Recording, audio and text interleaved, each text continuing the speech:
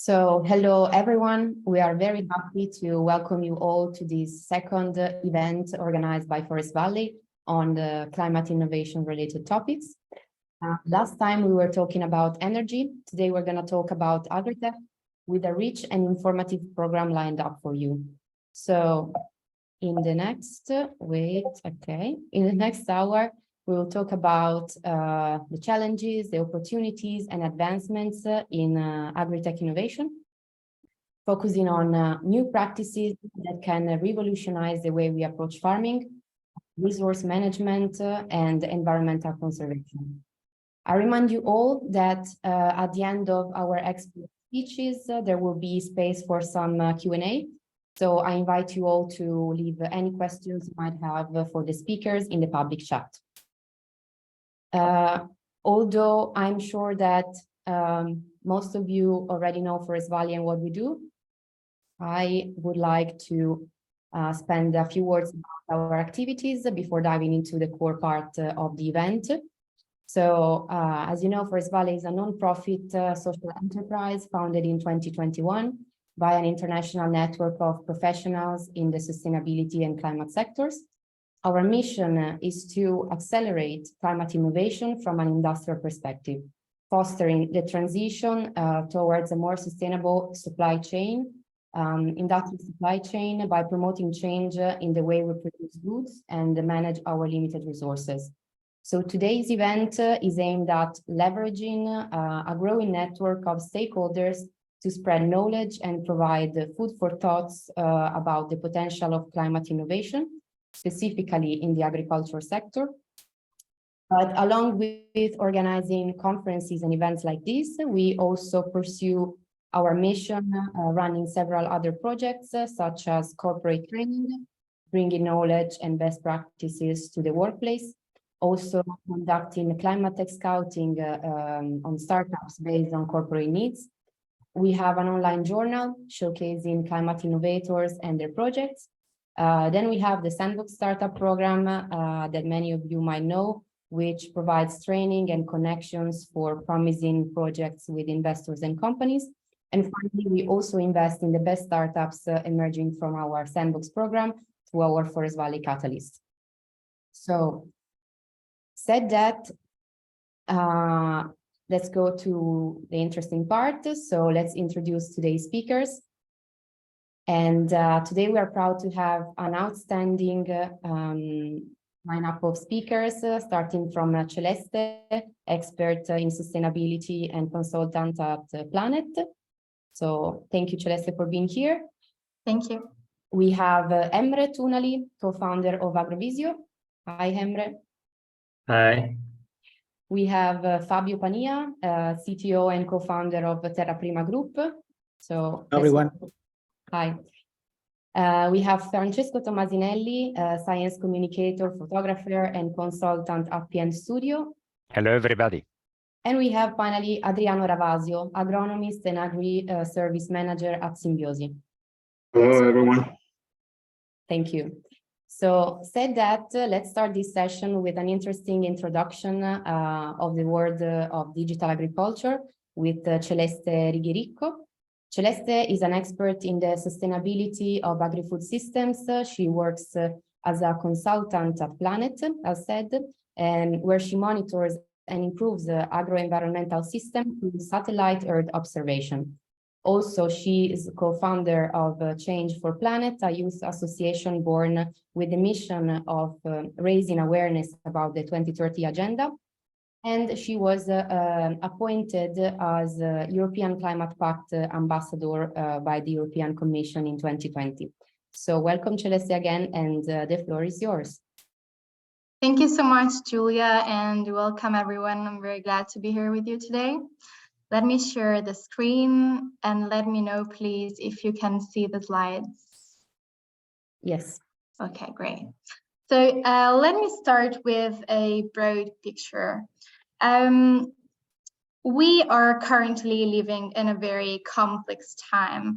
Humanity has been tasked with producing enough food, fuel, and fiber for an ever-growing population, while the environment is suffering from pollution and degradation, which threatens human lives, but also the goal of achieving food security globally. A way to overcome these challenges in the agricultural sector is by introducing technologies and leveraging database insights that can help farmers become more efficient by monitoring in-field needs and applying inputs more precisely. To this end, remote sensing data, digitalization, and AI are greatly contributing to making farming systems more sustainable and more efficient. In particular, Earth observation from satellites is a very powerful tool because it provides imagery with a wide range of spatial, spectral, and temporal resolution, allowing to assess the agricultural production at a global level. Among the various satellite imagery providers, there's Planet, which is the company I work for. This company started in 2010 with 3 NASA scientists whose mission was indeed to image the whole world every single day, making change visible, accessible, and actionable. And actually, their dream became true. So as you can see here, we currently have over 200 satellites in orbit that image the whole world every single day with multispectral images with medium and very high resolution.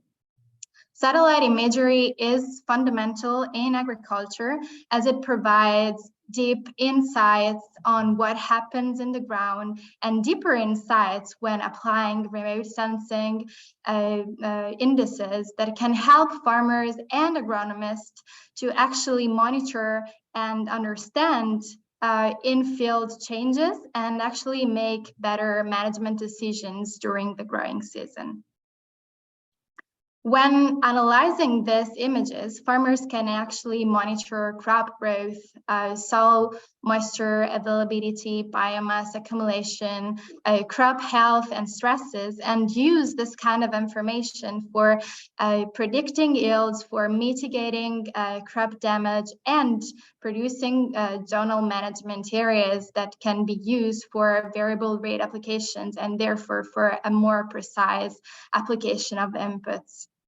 So to conclude, actually, remote sensing data and digitalization are actually crucial for agriculture to help farmers increase their productivity and their efficiency, to reduce their costs by reducing the amount of inputs applied, and being more sustainable by producing less CO2 and reducing the exploitation of natural resources. So saying that, I'm thanking you and I'm leaving the floor to the next 2 speakers who actually use this kind of digital innovation and remote sensing data for helping the farmers all over the world. Thank you. Thank you very much, Celeste. Thank you for this useful introduction. Now, as you said, it's time to explore the potential of this for agriculture, leaving the stage to 2 inspiring projects driving a positive impact in this domain, and that we also had the pleasure to have in our sandbox programs. So let's welcome on the stage first Emre Tunali with Agrovisio. Emre has a long-standing experience in the military defense industry and is the co-founder of Agrovisio, indeed an Estonian startup providing advanced solution for remote field monitoring. So thank you, Emre, the stage is yours. Thank you for the nice introduction, and thank you, Celeste, for the great introduction and taking the picture from the larger perspective. And let me talk about what we do and who we are. In Agrovisio, we are a digital agricultural platform, and we help farmers and agribusinesses to make data-driven decisions. And we use satellite and drone observations as source. And our vision is to make the crop monitoring tools affordable and available for every single farmer.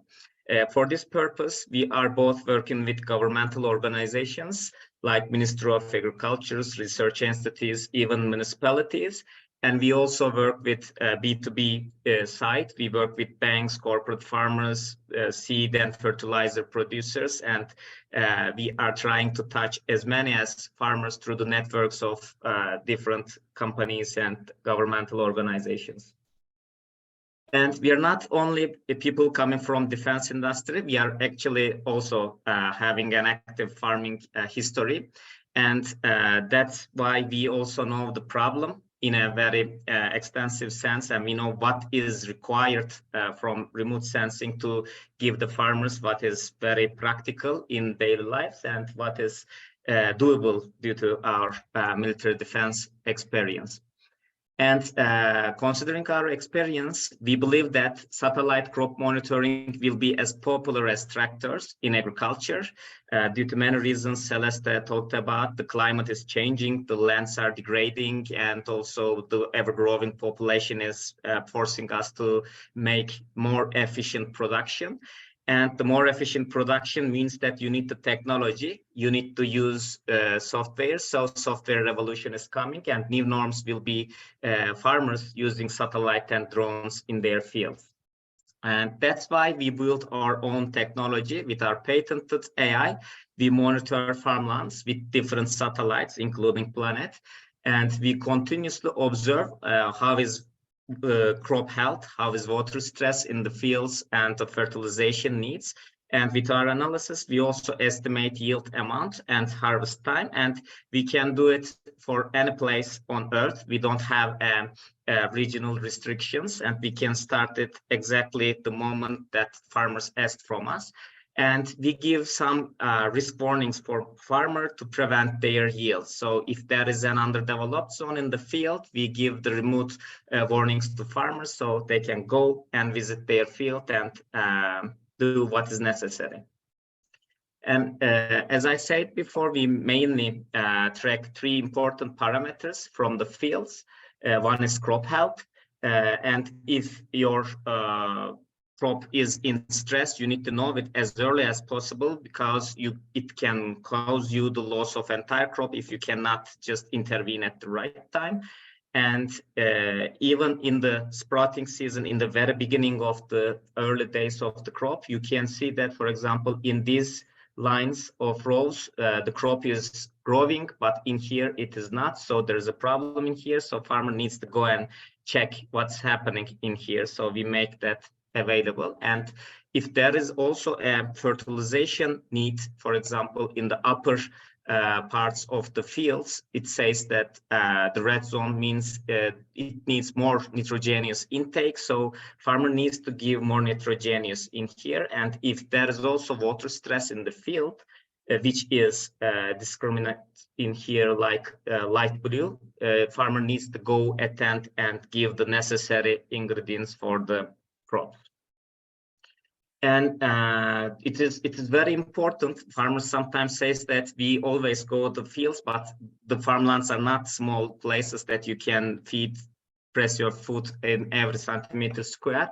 If you are, for example, growing corn, you cannot see everywhere if after some height that the corn grown. So we give exactly the points, like these red dots, that you need to go and check this place. Not you shouldn't be going and seeing every place. You know exactly where the problem is.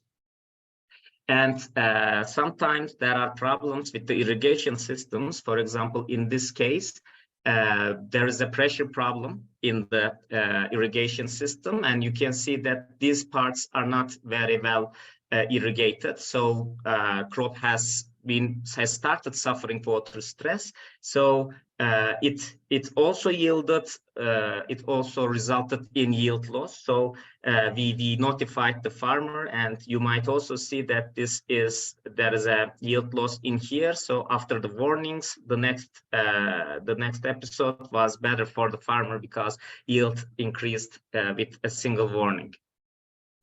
And usage of fertilization is also important, but you need to, if you need to save more money and more eco-friendly and sustainable production, you need to give it with variable rates. If some parts of fields need more fertilization, you can see it through satellites, and we give you the maps of the fields, so you can put more fertilizer to the certain region.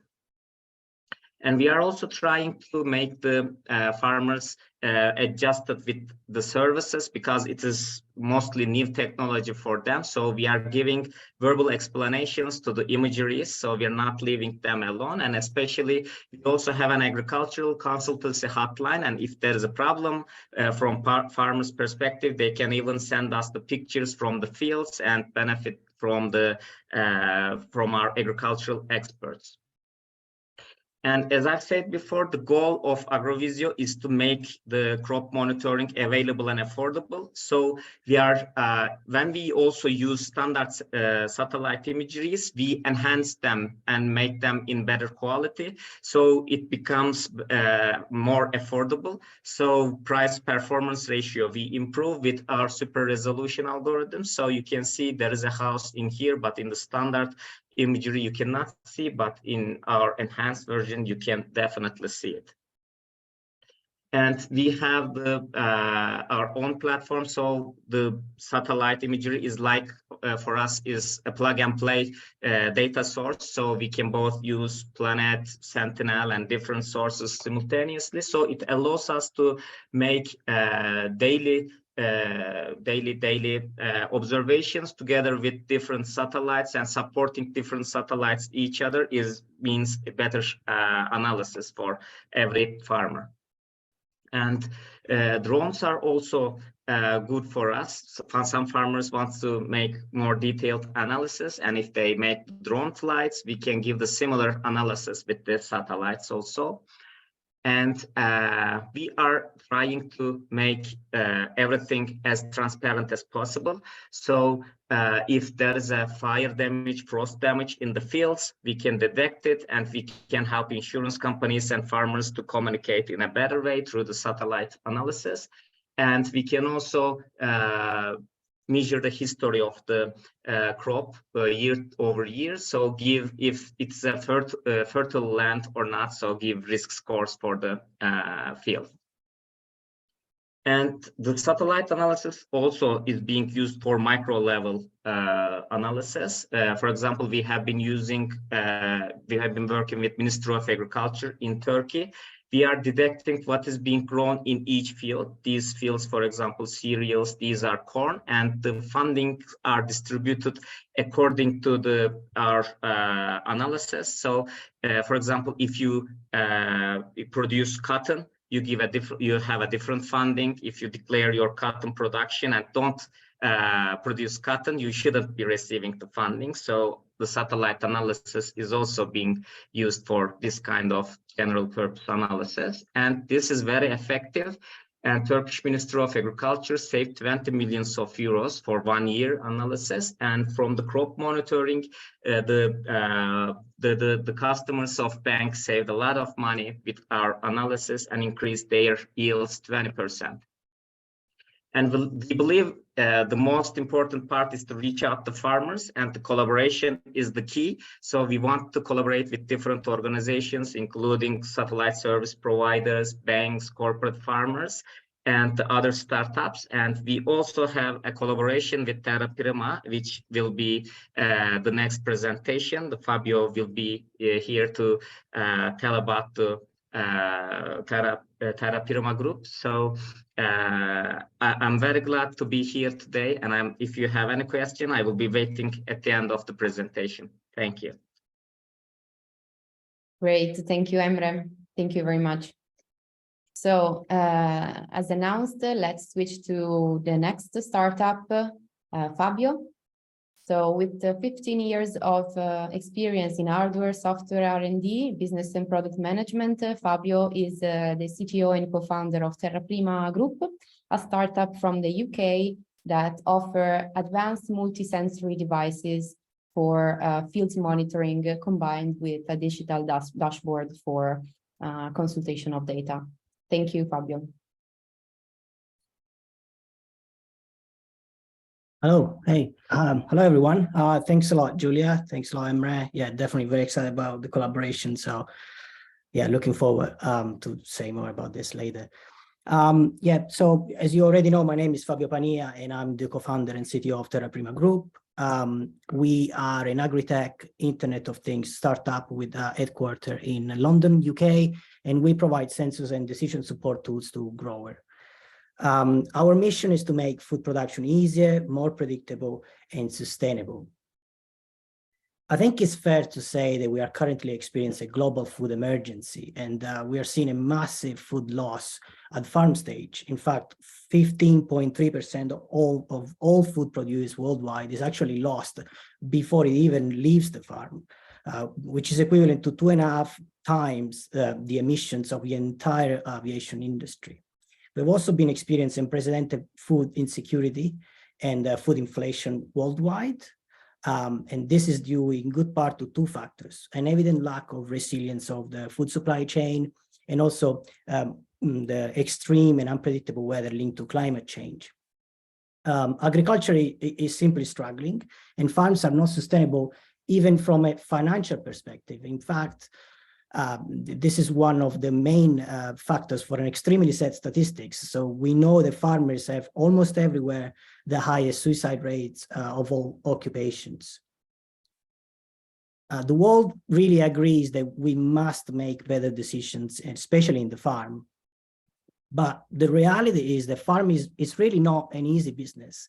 And things are even more complicated in most cases because growers usually have access to only sporadic and unreliable data, if any at all. They're also experiencing extreme and acute labor shortage, and climate change are making things even more unpredictable due to extreme weather and seasonality shifts.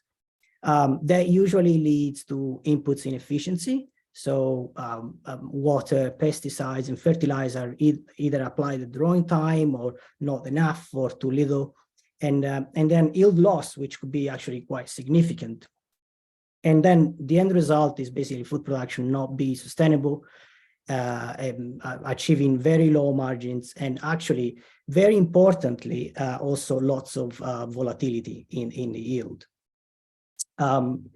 This is where we come in. So we offer a very simple, accurate, and cost-effective solution that allows growers to take advantage of 24/7 live data and decision support tools in 4 simple steps: monitor, predict, track, and automate.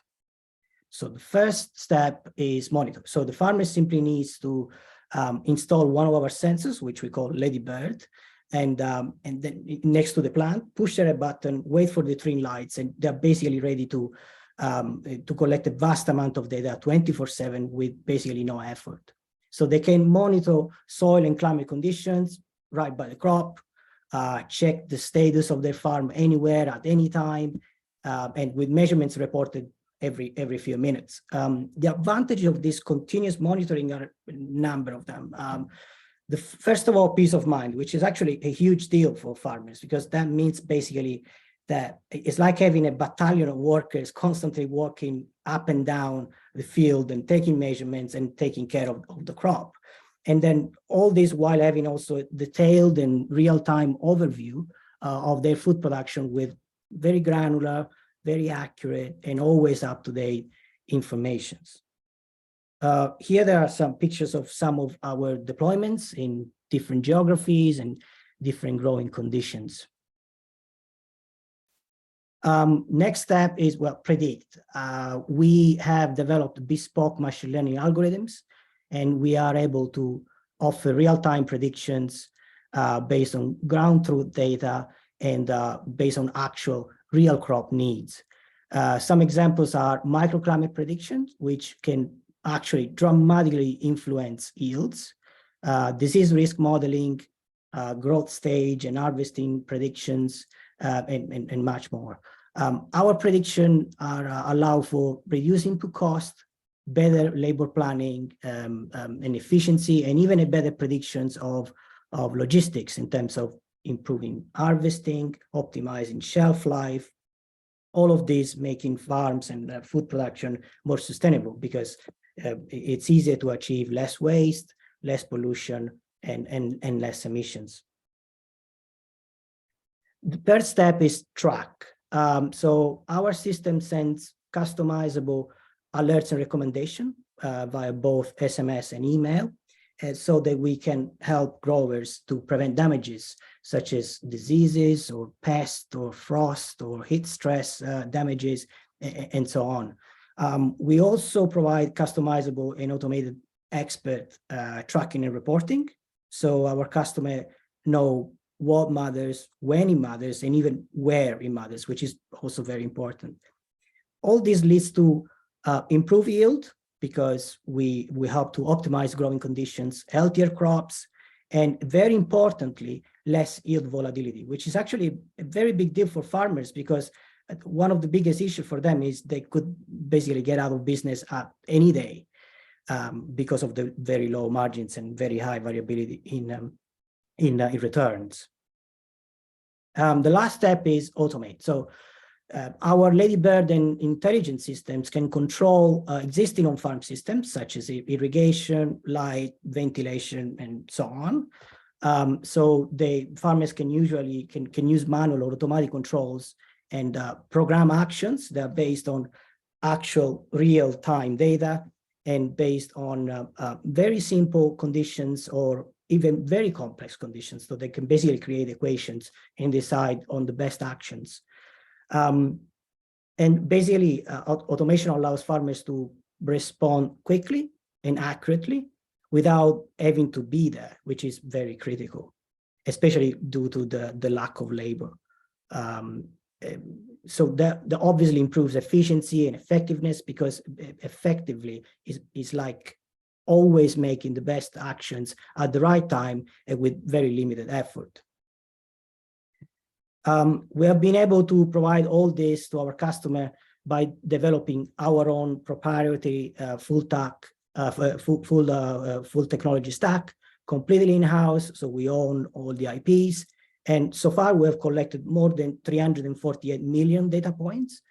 And we have developed, we have demonstrated very high reliability with virtually no maintenance needed whatsoever in any conditions. From we have seen even lower than -20 in northern Scotland, or +40 and more in Africa and other parts of the world, and anything in between. So under scorching sun or rain or hail or snow, pretty much anything. Also, very importantly, we have been able to build a resilient and redundant and very solid supply chain in manufacturing, which is always at the core of any high quality hardware products. And then finally, we have customers in various geography, in the UK, in Europe, in Africa. And thanks to our technology and the data relevance that can be used in many different applications, we have been able to reach different kind of crops, different kind of verticals, and also build relationships, not only with growers, but also with agronomists, with distributors, with research institutes, university, and so on. So our pipeline is always growing, which is a great news. Yeah, I think that's it. That's it from me. So thanks a lot for listening. I'll give back to Giulia. Thank you very much, Fabio, for this great presentation. So, so far we've explored the benefits offered by technology on different levels of monitoring and data analysis for agriculture. Now let's move to another relevant topic that needs to be addressed when talking about challenges for the agriculture industry. And for that, let's welcome on stage Francesco Tommasinelli, who's going to talk about the relationship between agriculture and biodiversity. Francesco, just as a background, he's a science communicator, photographer, a consultant, as we said, at PN Studio, specialized on biodiversity studies, ecosystem services, and environmental improvement. He's also communicator for Triton Research Life projects and collaborates with several magazines. So thank you very much, Francesco, for being here today, and I'll leave you the floor. Thank you. Thank you, everybody. Can you see my screen now? Yes. Okay, thanks. With PN Studio, I work mainly as a zoologist and general ecologist, and a part of my job is to do with environmental quality assessment and ecosystem restoration, especially in built-up area and agricultural landscape. In those few minutes, I'm going to share my experience on the complex relationship between biodiversity, natural landscape, and agriculture. Most of the time, when people goes out in the countryside, especially in northern Italy, sees this kind of landscape, that's even an optimistic, maybe an optimistic view of the typical landscape around the biggest cities in Pianura Padana, and they say, oh, everything looks nice. There are lots of trees and fields and everything is green. And in some cases, it's really good, but not always. For example, if you see trees from distance, a poplar plantation, like that one to the left, can be very different by an ancient oak wood. Even a tiny one of a few hectares can have maybe 10, 20 times more biodiversity than the poplar plantation you see here. So part of my job has to do to evaluate those different characteristics using animals as bioindicators in urban and ecosystem, in urban and agricultural landscape. And most of the time I work with birds and insects. Birds are wonderful as bioindicators because they are present all year. They are very well known and can be quite demanding. So it's possible to put in relation some species with different habitat. If you see a lot of very demanding species, you are in a well-conserved habitat for sure. And the insects, it depends. Butterflies can be very good if they are seasonal. They provide useful information on open spaces. Just to give you an example, a few years ago, I did a survey in this area of Piedmont, northern Italy, around a tiny city called Bra, that's about 30,000 people, and it looks very interesting by the ecological point of view because he's in the middle between big agricultural area and hills. And I did survey there to assess ecosystem services and to build an overview about the general biodiversity of the area. And I saw that the hills and the urban landscape had much bigger values than the agricultural areas to the south. And if you look at some data, those are agricultural areas, and those are the different indexes taking in consideration butterflies and birds species richness. Take a look at the picture. Those landscapes looks quite good, the agricultural areas, but the results are quite depressing if you look at biodiversity indexes. Even areas inside the city, like those, were far better than the agricultural areas. And I reported this kind of information to the city manager because they were interested to build a bigger picture and the ecosystem services assessment for the green plan. Green plan is a tool useful to understand how to manage green areas in the city, which kind of planning to do, where to put new trees, and so on. And they were surprised by the result. But to be fair with you, that's quite normal in intensive agricultural areas. According to the last data we have, intensive agriculture is one of the main threats to biodiversity. As you can see here, is even worse than climate change, for example. And even insects are very well threatened by, especially in the plains at low altitude. And what can we do? Which are the possible solutions to address this situation?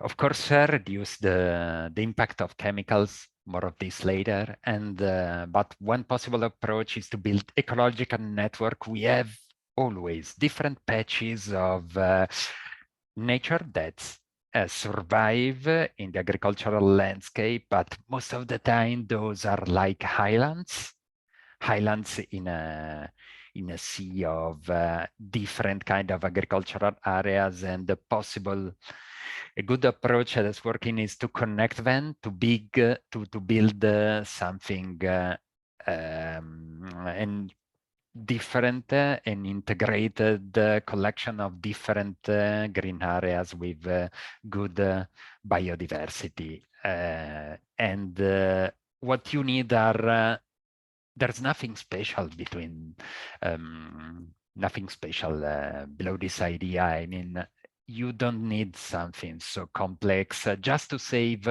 more ponds, small ponds, rows of trees, edges. And edges can like this to work as an ecological corridor can be maybe 10, 15 meters wide on a local scale. So we are speaking about small structure, not huge national parks, just tiny things that can bring huge benefits to biodiversity and ecosystem services, and they work for tourism too. If the landscape is pleasant, is attractive to the people. And those actions are recommended by European Union in the 2030 strategy. They have a very challenging objective that 30% of land to be protected by 2030, but just 10% strictly protected. That strictly protected means a same kind of natural park. So with strict limitation to the activity. But if we focus on the agriculture, we have, for example, a conversion of a part of nature of the agricultural landscape to natural area, and the reduction of fertilizer, of pesticide. Or now taking a look at the Terra Prima and Agrovisio presentation, I think this kind of farming, precision farming, can be a good tool to address this situation, especially for the reduction of fertilizer, pesticide, and maybe water loss. So we probably need a new approach to agriculture that takes into consideration the nature conservation. It's not only a matter of productivity. Agriculture can even be a positive force for biodiversity if it's carried on in the right way. I mean, intensive agriculture produce ecological desert, but a different kind of agriculture can be quite positive, because we have in Europe, for example, we have lots of woodland. Woodlands are increasing almost everywhere, but we miss natural open spaces, and low impact agriculture can really be the right tool to address this situation. And I think it's over. Thank you for listening. Thank you very much, Francesco, for these useful and relevant insights. So let's leave the stage to our last speaker of today, Adriano Ravasio. He's an agronomist and agri-service manager at Symbiosi. He's the responsible for the management of the company's farms, their development toward regenerative agriculture, farming innovation and technologies. He also worked for ERSAF, designing over 30 renaturalization interventions to improve biodiversity in the Lombardy region, and for the University of Pavia. So I'm very pleased to leave the floor to Adriano. So thank you for being here. I think you're muted still.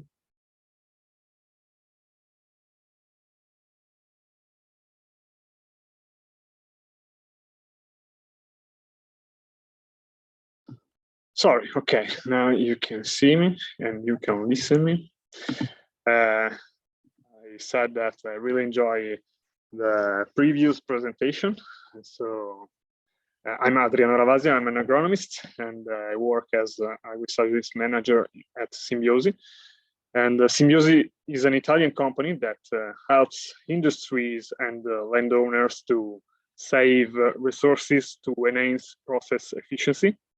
And agriculture is a primary human activity, which, like every human processes, requires resources to function. And all resources are generated by the environment.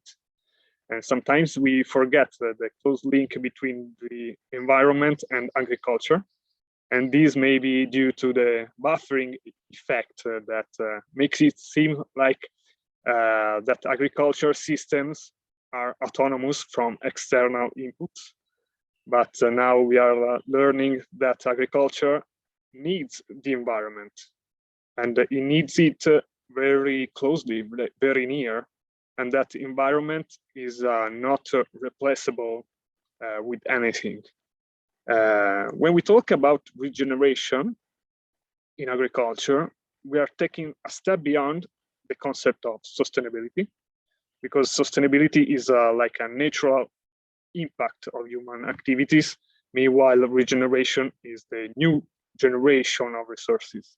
So many think just about the soil when they are talking about regeneration in agriculture, but we have to focus also on flora, also on fauna, microorganisms, air, and so on, because they have the same importance too for agriculture, not just soil. And the experience of Symbiosis started in 1995 through a project supported by the European Union.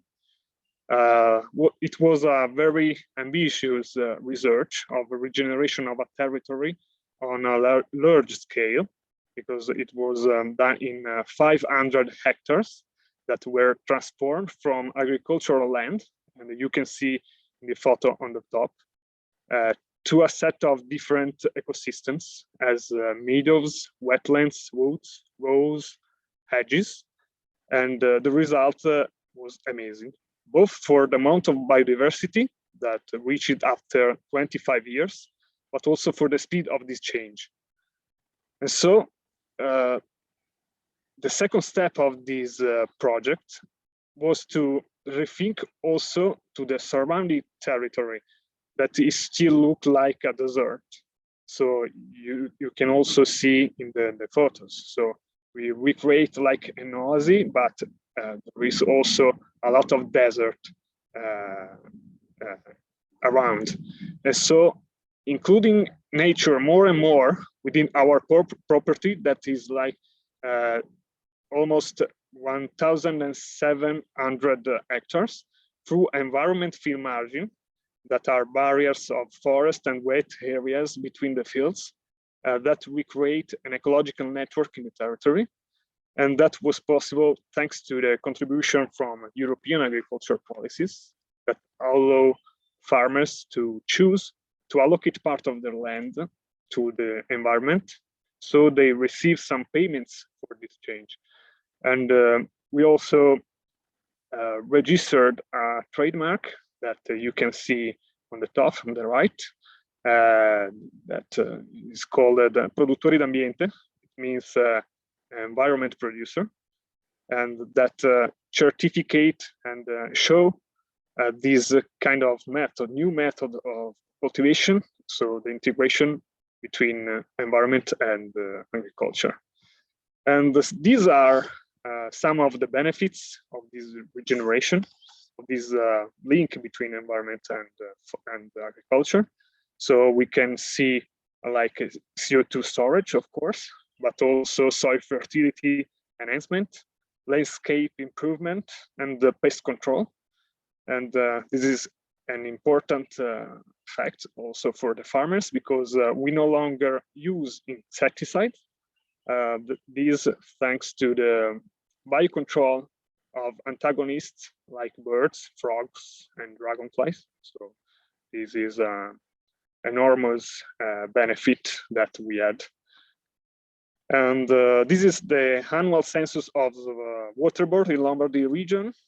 Lombardy region has the 3 biggest lakes and the longest rivers in Italy. And that showed that our site is the 3rd in the region, number of species and individuals of waterbird. So that's an incredible result. And this is another important study of the ground beetle presence in the farm. It was monitored from the 50 to the 1% more ground beetle species than in other similar habitats. And considering the lack of ecological corridors connecting our farm with natural park, this is a very important result. And so this research, this project, I think teach us that we can have an improvement in terms of biodiversity and landscape, and also human lifestyles, just with small changes. And we can say that producing environment is a business choice for a farmer, because we have the possibility now to earn from EU policy payments, and also to sell the food products with added economic value, but also to host events, make hospitality in a beautiful landscape. So there are a lot of opportunity of business, and that's thanks to nature that in this way obtains an economic value.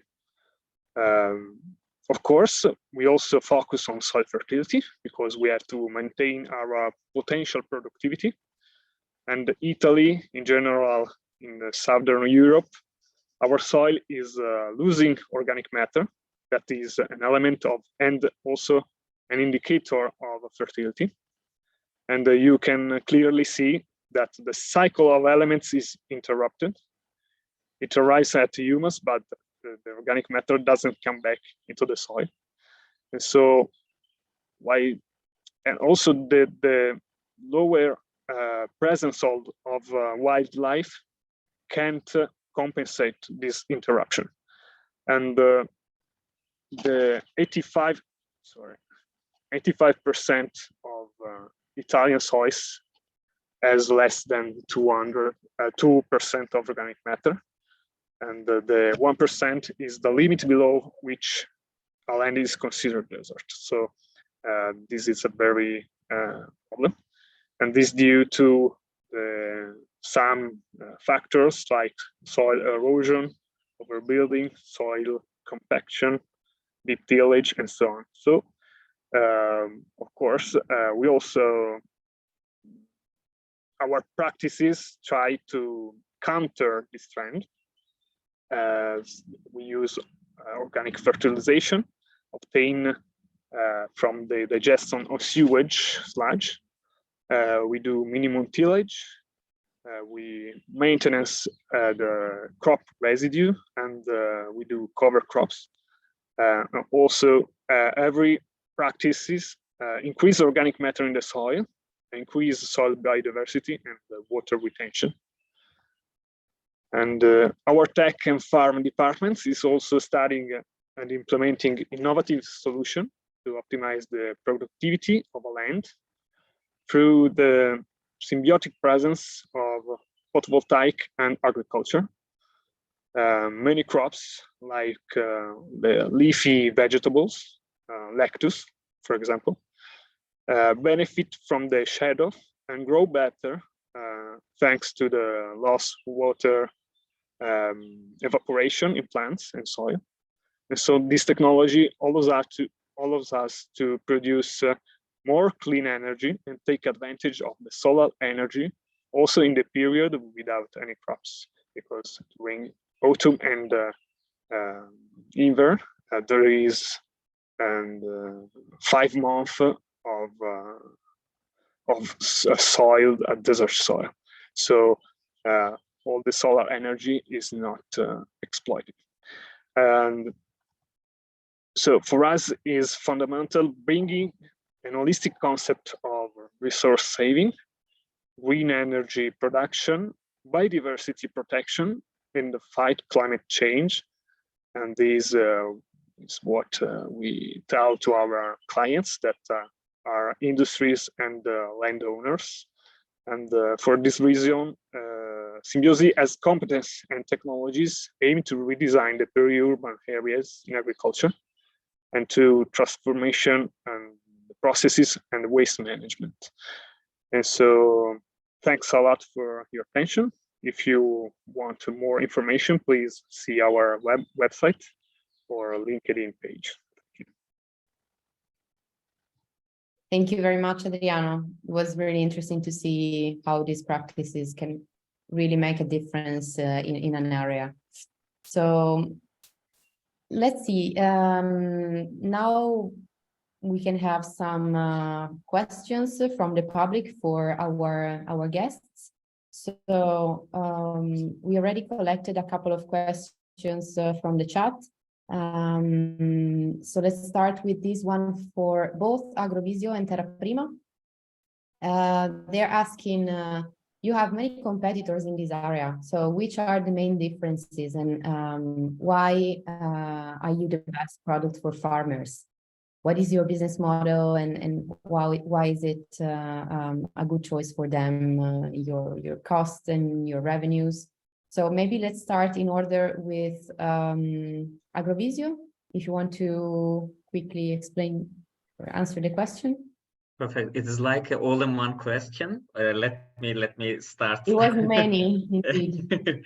Yes, let me start from the competitive advantage. Actually, this area is a growing business area, and currently we are not seeing them as competitors because we are together educating the market.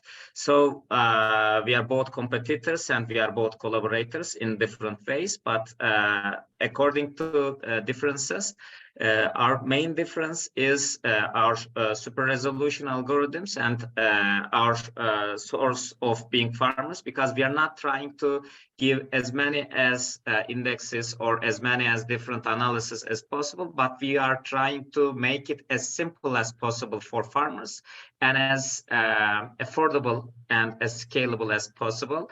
That's why we are using our own models, we are using own platform, we are using our own super resolution algorithms to make it more reachable from the perspective. And our business model is like yearly subscriptions. If you subscribe us in a yearly way, you can, if you are producing more than one crop per year, you can even use our analysis through whole year, not for only one crop.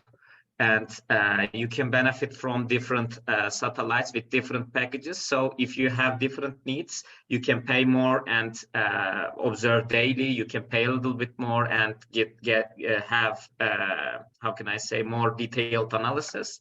And we are also supporting our services with our agricultural consultancy, because for farmers it's new, so they want to ask something, they want to understand how it is going, and they want to learn it.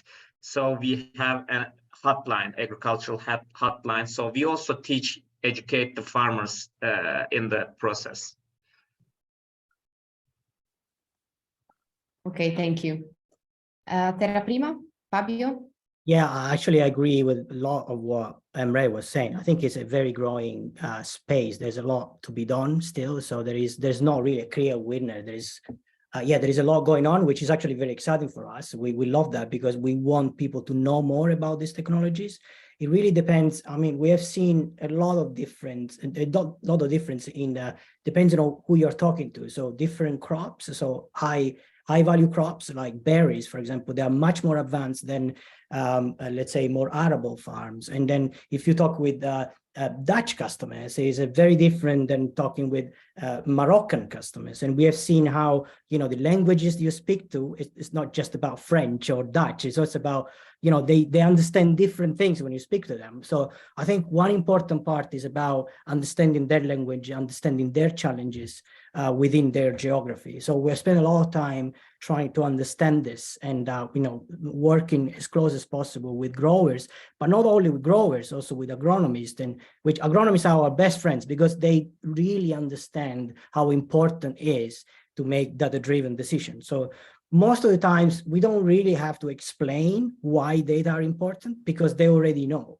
That is so difficult to make informed decisions. I mean, agriculture is a very difficult business. Every time we have to make life or death decisions based on sometimes on gut feelings, which is just wrong. In terms of differentiation, I mean, we believe that there are three things that are very important. First of all is affordability. We need to make sure that not just the very high-tech big farms that they can afford and number of different agronomists, not only them should be able to have access to this sort of technology. So we try to make it very affordable. So, and that's one thing. The second thing is about all-in-one. So we try to, a lot of our, new technology, new competitors, what they do is try to have one specialized solution for each one of the different, so one sensor, and you buy lots of different sensors in order to get like an holistic view. What we try to do is we have one hub of sensor, you just need to turn it on and you start getting information, because that's the first step. So all-in-one full stack solution that we have developed completely in-house, and that's why we can also give a very low price tag. And then simplicity, as I said, again, depends on who you're talking to, because we have different kind of customers. We have growers, maybe small growers, they just want to know, okay, just send me an SMS when it's time to irrigate. And we have other kind of customers that instead want a much more comprehensive view. So when we speak with even research institutes, they love having access to raw data because they already have some algorithms, but they just don't have the data for it. So simplicity, it's another part of our the way that we do business, and we try to be as direct as possible, which is extremely challenging. But I think we are doing a good job, because we see people that they see the impact and how easy it is to install things from day one and get information from day one. The first step is always understand what I already have, and the second step, what can I do better? So I think that's our philosophy. Sorry, long-winded, so hopefully in the question. Great question, great answer, thank you. Any other questions from the public? Also from the previous speakers, maybe?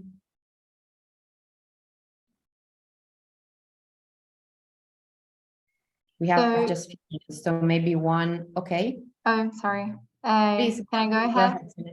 Yeah. So first of all, congratulations. You really have presented very insightful solutions. And Adriano, I have actually been to your farm, and it's amazing. It's a real ecological paradise. A very quick question This is my office. Okay. Sorry? This is my office.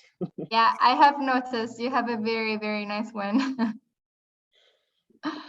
So it's a very quick question for Agritech, for Emre. Since you work with farmers, what's the most difficult challenge you face when reaching out to them and actually explaining them the value of adoption of these kind of solutions? Yes, thank you, Celeste, for the question. Mostly farmers are not very aware of the solutions in the environment. So you need to first contact with the farmers to make them understand the key takes they're gonna have after using the solution. And the second thing is farmers are, how can I say, very, very conservative for trying new things, and that's why you need to work with different kind of organizations to work with farmers. That's our general strategy. For example, we work with contract farmers, we work with fertilizer or seed suppliers, or we work with banks to reach out to farmers, because they already have been working with this kind of people, and the trust bond is already built, and it becomes easier to get connected with farmers and create the bond, and then to make them see the value inside the product. And once they start using it, for us, it is we have 85% of retention. If they use it again the next season. So once they understand, they become very knowledgeable about this kind of stuff, and they want to go on with the product. They're definitely sticky customers. You know, once they trust you, and they. Nice, thank you so much. Okay, so unfortunately we have to close. We have to finish our meeting today. I want to remind you that you will receive, all of you, but also the people who were not able to join us, the recording of this event via email. And that if you're interested in learning more about these startups that you've met today or other startup that we support, you can always reach us at any time. We will leave all this information and our email on the presentation we will send you after the event. And if you want to talk with us about any opportunities of collaboration on working together, we are always super happy to have a talk. Any other questions left from the public, please, if you can send us via email, we will be happy to deliver them to the startups and to provide you complete answer via email. Thank you very much. Thank you. Thank you, everybody. Thank you. Thank you. Thank you. Bye-bye.